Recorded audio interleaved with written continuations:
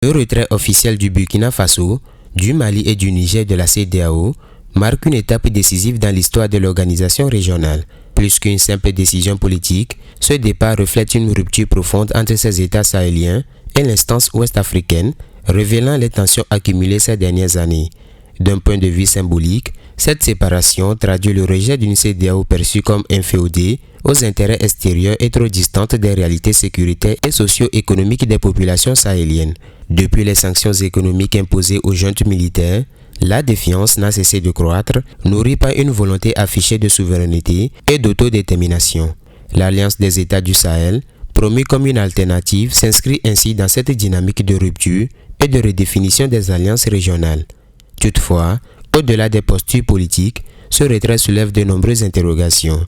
Comment ces États vont-ils gérer leur intégration économique hors du cadre de la CEDEAO? Leur départ fragilise les échanges commerciaux interrégionaux, essentiels à leurs économies déjà sous pression. La libre circulation des personnes, un acquis majeur de l'organisation, pourrait également être compromise à terme. Sur le plan sécuritaire, alors que la menace terroriste reste une préoccupation majeure, la coopération entre les autres États membres de la CEDEAO devient incertaine.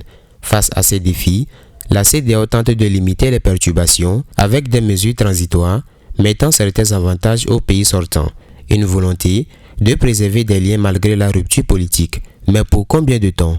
L'avenir des relations entre les trois États sahéliens et l'organisation dépendra désormais des discussions à venir et la capacité de la CEDEAO à se réinventer. Ce départ constitue un test grandeur nature pour l'organisation régionale, soit elle parvient à s'adapter aux nouvelles réalités politiques de l'Afrique de l'Ouest en redéfinissant son rôle et ses mécanismes, soit elle risque une fragmentation progressive.